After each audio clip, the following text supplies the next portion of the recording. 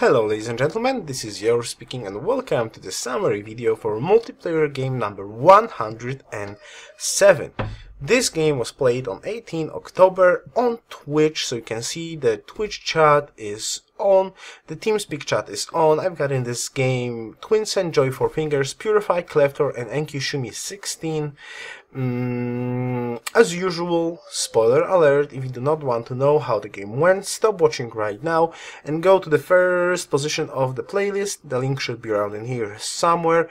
But if you have watched the game or you just want to check out what the game is all about, if you decide to watch it or not, then go ahead and watch this video. Okay, you have been warned. So I rolled Denmark in this game, and I'm actually losing my voice a little bit. Hopefully I can get through with this video. I got Denmark, and I rolled this, let's say, almost a perfect start. I mean, you got you got quite nice amount of sea resources, and theoretically I got a mountain. Now, the problem is I can't get on the mountain if I want to stay on the coast. And I do want to stay on the coast because it's just those cargo ships are so tremendously amazing. So I actually decided to plant in here. It looks like a very good Petra capital with a very nice potential, though for the late game it's not of course that great because there's not too many tiles in the north that I could possibly work, and of course in the south and in the west, in the east there are mountains, which makes this capital a little bit not that great in the late game. But let's get back to the ships. So Twinsen is playing Portuguese in this game, Joy 4 Fingers is on Ethiopia, Purify is on Greece, Cleftor is on India, and Enkyshumi 16 is on Sweden. Okay, so let's get to the next screenshot. So I tried to do a little bit of experimentation, but I'm gonna talk about it in a second. First of all, I'm in here, and this is basically my land. So the initial idea was, oh my goodness, this is a great land, but at the end it happened that it's not really that great. Now there's following reason for that. My second city in here is sort of blocked. Though I do wanted to settle in here on the mountain for a quick cargo ship between my cities. The problem is basically all the good tiles that city could work is basically blocked by those two city-states. Yeah, they do give me some cover from people who'd like to approach me from this side, but they also take away a lot of useful resources. I'm like, come on. Farm on river, there's a hill on river as well. This city-state took out the wheat and 2 grassland farms. So this city had a potential, but it was absolutely messed up by city-state placement, and that made me quite unhappy. So though this city is theoretically in a good spot, in the end it's actually a terrible city spot. And I can basically do nothing to make it a little bit better. I could theoretically take out the city-state, but you know me, I do not like to kill city-states. And if I remember correctly, I already had the silk, so actually getting this Geneva city-state is not going to increase my population overall, because I will be missing that one extra luxury to get my cities rolling. So I managed to plant another city in here just for the sake reason of having another cargo ship to my capital. That one city in here is really not that great as well. And I got 2 cities in here on a river, theoretically on a mountain, but then again this city is also a tiny little bit blocked by the city-state and actually has not that great many tiles to work, especially food-wise. I mean, like, if you could send a caravan to this city or 2 caravans, that would be amazingly good city. But I couldn't really allow this because I need to feed my capital as much as possible. This city is also in not that best spot. I probably could have put it in a little bit wiser spot, but then again Shumi decided to actually get in here and in the end block me. And again, it's like this game is like a decisions basically. Because I could theoretically plant the city in here for more jungles in my city, for more bananas, but the problem is I would lose the mountain. So there's no way to like get all of that into my city. So I actually decided to get my cities on the mountains. My capital is not on the mountain, and my 5th city is not on the mountain. Now let's get to the experimentation part. I got my religion not first, sadly, because Joey actually was spawning as Ethiopia. He got very fast religion, but I got mine religion, and I decided to go, instead of +2 G per city, I decided to go +2 faith per city, just to experiment a little bit in hopes that I can gather a lot of faith for the late game, and that will actually benefit me the most. I would say that looking at this from a time perspective, that was a huge mistake. I should have taken the gold. You can see already that I have gold problems, -7G. If I would get +2 gold, I already would be in a much better situation, science-wise, than I am in right now. So in the end, I don't think that extra fate was actually crucial. Yeah, it was nice, it was making us some decent fate a turn, but in the end, I would say that gold would be much better in this circumstance. Now let's go to the map.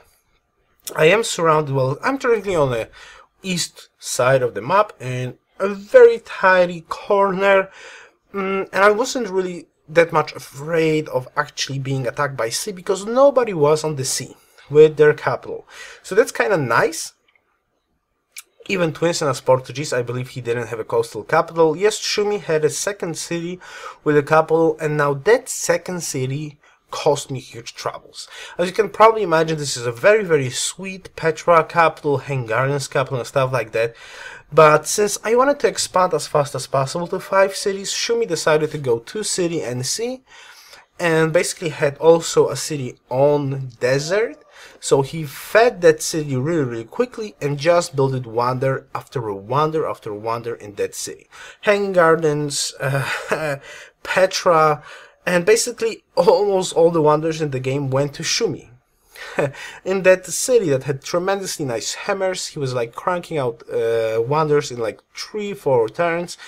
Nobody could really compete, and on top of that, Shumi was the host, so he had that advantage that if he really wanted some sort of a wonder, he could just great engineer it. And I'm trying to point out this fact because in the late game, that I will talk a little bit on the following screenshot, probably not the next one, but a couple more, I actually tried to outsneak Shumi basically, which is quite crazy attempt from my side, but I will talk about it later on. So the situation in here is like that, and I'm in the corner. I've got city-states covering me from the west, and I've got India, Cleftor in here, so I wouldn't expect attack from Cleftor like until the late game if he really would like to attack me. Most of the time I expect from Cleftor to just go to space or any other sort of peaceful victory that he likes to do. Now Shumi is in the south, basically in quite hard accessible terrain. He's got an advantage over me with hammers, with science at this point of the game, with wonders, with city-states, all the advantage he would like he has. Now somewhere in here there's Purify, locked in between Sweden, Shumi, and Ethiopia, Joey, and he ain't got that much land to work around, especially his capital is not on a mountain. I think he's got 2 cities, so he's on the 3 cities, not in a great shape. Now on the other side of the continent, there's like Portuguese Twinsen, who's got like tons of land, and Joey has also tons of land. So they're doing quite great, no wars going on around in here. Absolutely, well, basically this game is like no war zone. Nobody is fighting. But this is sort of the situation we have right now in the metagame, that people are very reluctant to go to war, because war against good players, and all of those players in here are very good, instead of actually getting you ahead with things that you could possibly gain from a war, actually puts you behind compared to everybody else who's not at war. So this is so-called suiciding the game, as people in Q like to call it. And yes, it's not always, of course, suicide, because sometimes you kind of have no choice. You have to go to war and try to kill somebody, because you know that the land that you have, you cannot really do too much in the late game, so you gotta risk it, you gotta get some grounds, you gotta try to kill somebody and hope that you can then later on catch up. In this game actually there was no such sort of a situation. Of course there was a clear leader, Shumi. Theoretically there was a clear leader, Ethiopia, played by Joey. And rest was like trying to SimCity to try to catch up into the late game. Now, let's skip to the turn 100, since I always love to show turn 100 as a sort of a benchmark, so you can compare the overall status of the Empire at turn 100 between different games. Turn 100, so I could say I had a pretty decent turn 100. Almost 200 science, observatories not done in every single city just yet. So overall, not a bad shape science-wise. Now, I had a lot of problems though with happiness. I was really heavy on imported happiness. I had problems with gold, and I have problems with hammers, and most importantly, I had problems with Shumi. Now, Shumi were not threatened whatsoever, so he was like spamming wonder after a wonder after a wonder, and again a wonder, and nobody was really trying to compete versus him with wonders. Now everybody just said, no, I'm not gonna even try, and almost all the single wonders went to Shumi, like Chichen, Notter, printing press, not printing press, but Forbidden Palace, Leaning Tower of Pisa, I think even Taj Mahal, like almost Machu probably as well, like almost all the single wonder in the game went to Shumi. That's how it goes, like Hang Gardens, Petra, I believe even Great Lab went to him. So yeah, definitely Great Lab. He got Great Lab into Petra Tech, if I remember correctly. So all the wonders were Shumi, that's why his score is so high. On top of that, he was using quite nicely the Sweden unique ability, which allows you to give people to city-states for 90 influence. Now, most of the people do not know how that actually works, and Shumi knows how it works. Now, what you can use for the gifts basically is like great generals, great engineers, not exactly, but you can still do it, especially if you can like crank out wonders as you please. But great artists, prophets, great musicians, great writers.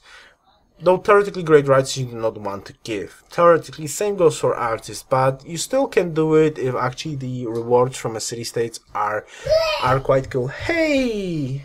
Hutch! Hey, kiddo! Hey, kiddo! Hey! So they're actually quite great. Oh my goodness! Oh my goodness! Where are you? Kiddo, where are you? You're missing a belly! Yes, you're missing a belly. Head,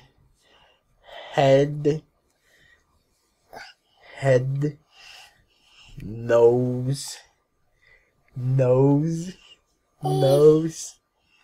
mouth, eye, second eye, forehead, eye, ear, yeah, hand, yes, hand, two hands. I can't get the second hand into you. So hell, there we go. We have a kiddo. So I need to put him to bed. So for you, I'll be right back in like 2 seconds. And for me, we gotta take this little kiddo to bed, right? It's time to sleep. So see you in a second. Okay, let's try to finish my thought. My kid went to sleep. Oh, it's 1 hour later. So basically, let's summarize what I was trying to say. Shumi used his unique ability from Sweden very nicely, and of course people myself were giving him declaration of friendship, so that boosted his great person generation, excuse me, by quite a lot. Not mentioning, of course, Leaning Tower of Pisa, another increase. So he was in a very good shape and set up for the late game. Not mentioning he's got tons of wonders. He was trying to pass culture from wonders. that would boost his cultures to like amazing amounts again. Thankfully, he was not able to actually get enough city-states to like dominate the World Congress, so people were actually trying to slow him down just a tiny little bit, at least by the use of the World Congress. So let's go to the next huge thing in this game, and let me show what happened. So not long time after turn 100, we reached modern era, turn 131. Not a bad modern era count. I could have gotten there faster, but I decided, since people were like hitting modern era, boom, boom, boom, quite early, as I said, everybody was basically sim-sitting in this game. I decided to do something that would at least a tiny little bit slow down Shumi. As I said, he was getting like a wonder after wonder after wonder and after a wonder. Now, he also is the host, so stealing a crucial wonder from him is almost close to impossible. Most of the time, if I play with Shumi, I would bet he's keeping a spy in my capital. Of course, for some unknown reason, he thinks that I'm always like sneaky. Well, this time he was right, and I'm not sure if he kept a spy in my capital. So what I did, as you can see, I didn't research the radio. Basically, if you're going like science rush and stuff like that, you most of the time go into radio or try the Oxford radio. But I didn't do that. Though I did burn 2 darn great scientists to snatch statue from him, though I didn't do it in such a super obvious way. Now, there's a couple of things quite important when you're trying to sneak a wonder from a person, especially like Shumi. Now, as you know, when somebody researches a tech, the tech cost for other players decreases, so you can have a good feeling, especially with entering modern era, when and who with what technology access modern era. Now I was quite lucky because somebody on the same turn, and I don't believe that was Shumi, entering modern era the same turn I did. So actually, radio was costing less, and statue technology also cost less, but not like that. Like one person enters that, but like 2 persons enter it. I think it's timed like that time correctly. Basically, people enter, like 2 people enter or 3 people enter the modern era at the same time. One of them was I, and basically, what that meant, that Shumi didn't really know who entered modern era with what. He could safely assume, theoretically he could safely assume that I entered modern era with radio. Because he was probably, nobody was really burning great scientists, and like modern era was the best thing in there. Now, I don't know if he had a great engineer or he did try to get the statue.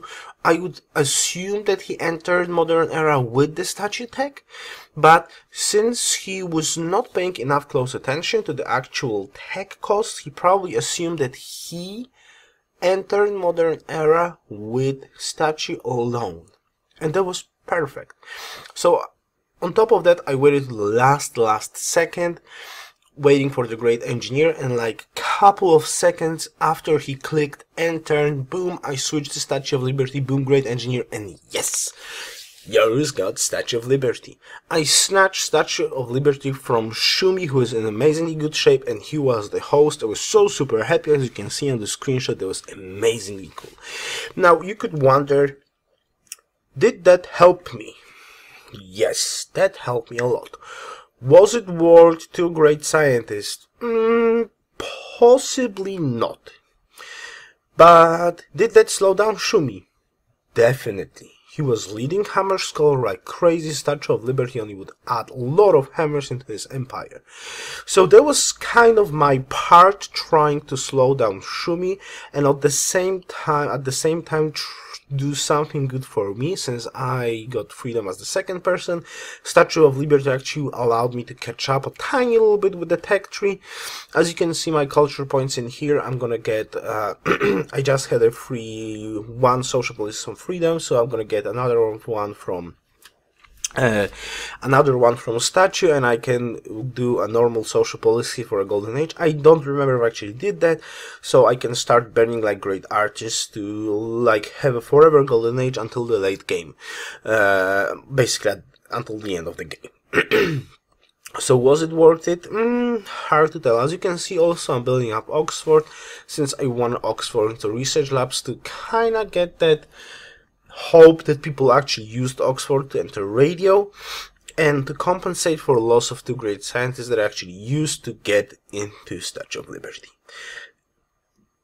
Of course, you could argue, was it worth it or it was not worth it, but that seemed like the best option for me to try to have a chance in the late game.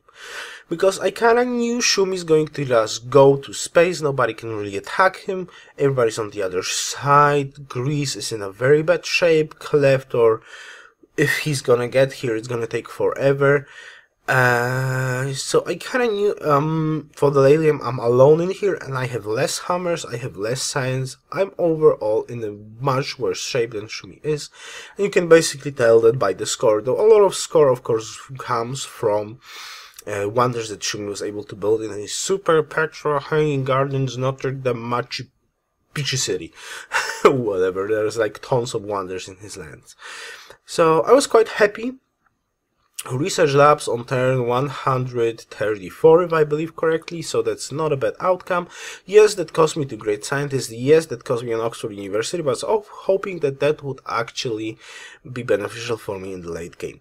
I still have hammer problems, I still have gold problems. As you can see, I have almost no army, as usual in those kind of games, and I'm in no position to actually try to rush anybody, especially with freedom. No gold income, no cost reducing things, so I of course am putting myself in a quite big danger, because I need to hard build every single troop that I would like to have, though I'm not an imminent threat from anybody. Well, maybe except Shumi, who is like spamming those Karolians, keeping them on my border, and of course later on upgrading with tons of gold that he has. Well, yeah, I could try to be ready to try to defend against that, but infantry would be more than enough to actually do it before he upgrades to anything. I'll try to go for planes. But to summarize it, I was quite happy that I managed to steal Statue of Liberty for him, and I knew that it's gonna slow him down just a tiny little bit. 40 turns later, something unexpected happened. And when I'm saying something unexpected is because Tony, Ethiopia, well, Joey, nickname, but it's Tony the Bomb, was in a very, very good shape, rocking the religion. Basically, the world was divided by 2 religions, well, later on in the game by 3. But so he had the strongest religion, a lot of gold income from religion, great hammers, great science, great everything, basically. Now, for some unknown reason, Tony's logic is like this. I'm not gonna go bomb shelters. He didn't go for nukes, and he didn't get bomb shelters. And Twinsen decided to actually rush for nukes. He had a lot of gold, he bought nukes, and he nuked the shit out of Tony, basically. Look at all those cities. Those cities was huge, nice, great, but without bomb shelters, they were nuked to pieces. Now, I personally cannot understand that logic. Well, basically everybody in this game could not understand this logic, because you can see also here on the Twitch that Tony was like babbling, blah blah, arguing as he used to do, because it's hard to discuss with him. He's got his mind set on something, and it's hard for him to accept that people have a different approach to things, basically. Some other oh my goodness, the word in English again escaped my mind right now. Anyways, to summarize this, he said that Bomb shelters are useless because he still cannot defend against nukes if he don't get nukes first, and he didn't have uranium in this map, so he's basically, to summarize, he says he's got screwed on the map basically because he didn't have uranium. Now, I personally do not agree with it. If you go for bomb shelters, and you have enough bombers, you always have a chance to fight. And you can always try to trade for uranium if you really desperately need nuke missiles. Nuclear bombs, whatever.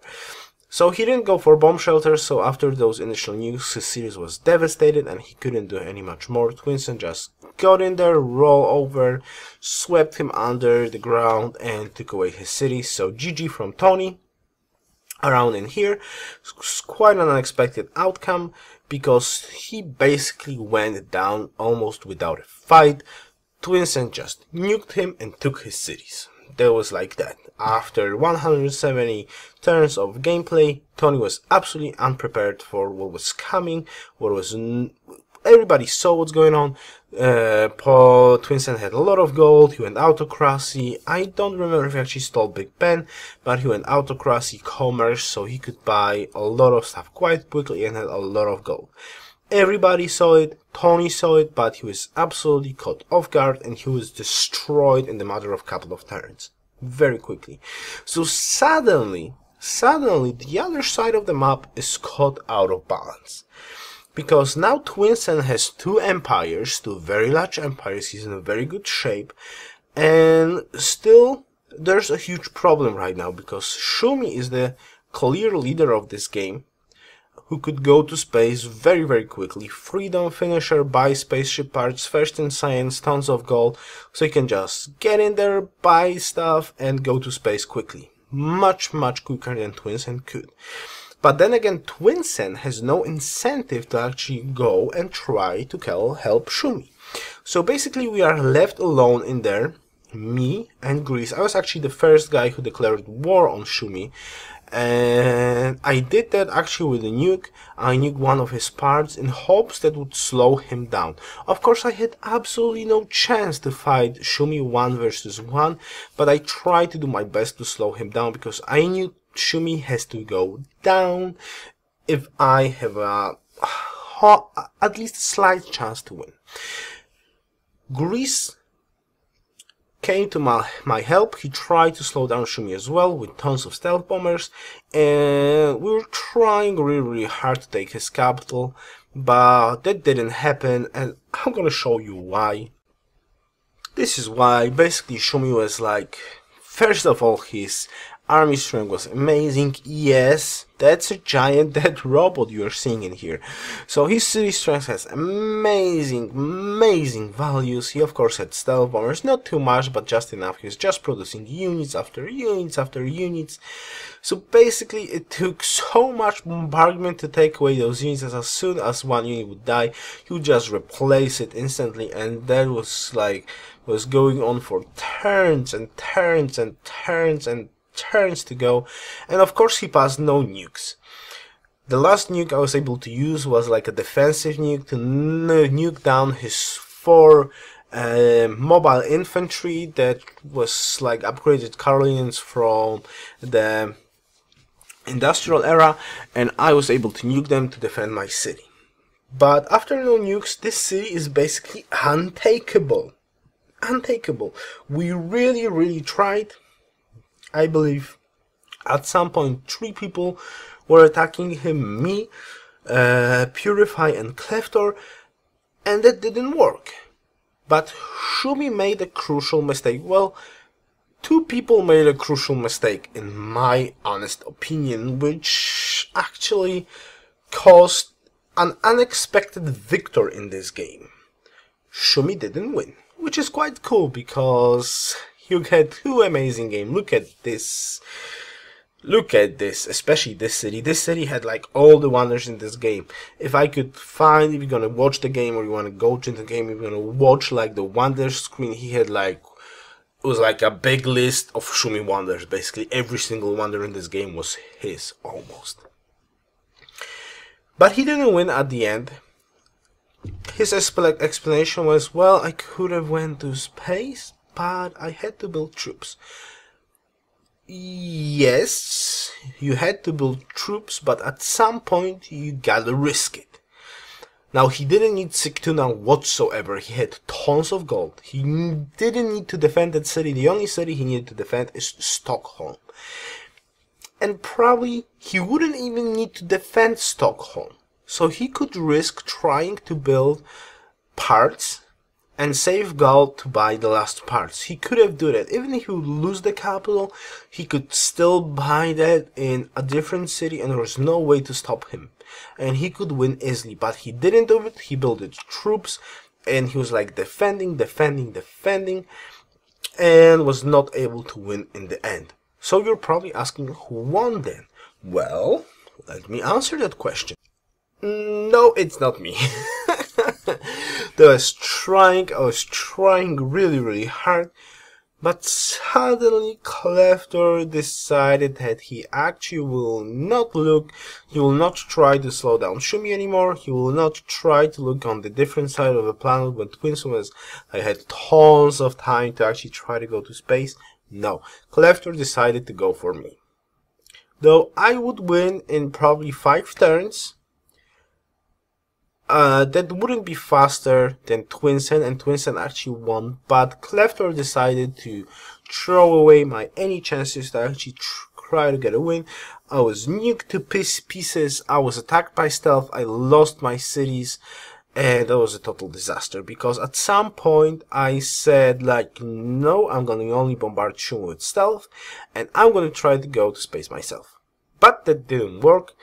I didn't go to space because Kleftor absolutely stopped me, but I'm thinking like it's 5 turns from here that I can go to space, so let's see the finishing time from Twinsen. Okay, so this is the turn Twinsen goes to space. So turn 207. Twinsen used the time when we were trying to attack Shumi. He used the time that Kleftor was trying to kill me, and after killing Tony, he just was sitting there and slowly went to space, basically, on turn 207. So GG Twinsen, good job. Now, Shumi of course could have won so much earlier. I think he even could have won after trying to defend and beat Twinsen to it, but he didn't really try. I think nobody was really paying attention to Twinsen, especially Kleftor, his closest neighbor. I couldn't. I had the spies around in here to see Shumi cities, so I couldn't really see all of that stuff there. But Kleftor decided in this game he was not trying to go peacefully this time. What a surprise, he actually was trying to fight, and he was like, no, I can't go to space. He was trying, but he was aiming like at the third, I don't know, 215 or something like that. So quite far away, he was actually fighting, and suddenly he decided to, instead of like finish off Shumi or stop Twinsen, he decided to stop me. He decided to stop me, and that gave Twinsen enough time to go to space himself. And GG, Twinsen won. Shumi did not win, because he was not willing to take a risk, and instead of going to space earlier, he decided to actually put more hammers into defensive units, so that didn't pay off for him. Tony died very quickly from Twinsen. Purify never could break Shumi down together with my help. I barely defended from Shumi, and when Purify joined in on the attack, we together were not able to stop Shumi. Then Kleftor joined in, but that still didn't help. And at some point Kleftor decided, no, I can't take Shumi, I'm gonna take Yoruus. So yes, Kleftor took my capital for the first time in a million years. Kleftor attacked me and took a city from me. So that's a historical moment, you could say. Though I asked him why, and that was the most unreasonable reason that I have heard in a long time. But still. So in the end, Twinsen win. So GG, thank you very much for the game, everybody. It was a quite cool game. Though it looked basically this, well, it looked the same. Well, the schematic of this game was quite similar to the games lately. Basically, a long time of SimCity where nobody really wants to attack anybody, especially in a bad position that they can't really take anybody really quickly. And then in the late game, there's war basically. Most of the games right now with good players end up with the war in late eras. This is just how this game works right now. If you are slowed down to universities, public schools, research labs, at the end you cannot catch up to that 1, 2 or 3 guys who never had to go to war and just focus on science. The amount of science you can get when you are at peace and you are focusing on science are tremendously amazing. 200 at turn 100, research labs at turn 135. Those are crazy numbers for science, so you can't really go away for 20 turns and like go to workshops, build up troops, and you're not going to be punished for that. It just doesn't work like that. The metagame right now doesn't work like that. So this is basically how this looks. So one more time, GG, I invite you to watch the actual game. The first position of the playlist, the link should be around in here somewhere. And well, that's basically it. So one more time, thank you for the game, thank you for watching, and see you next time. Best wishes. Yoruus.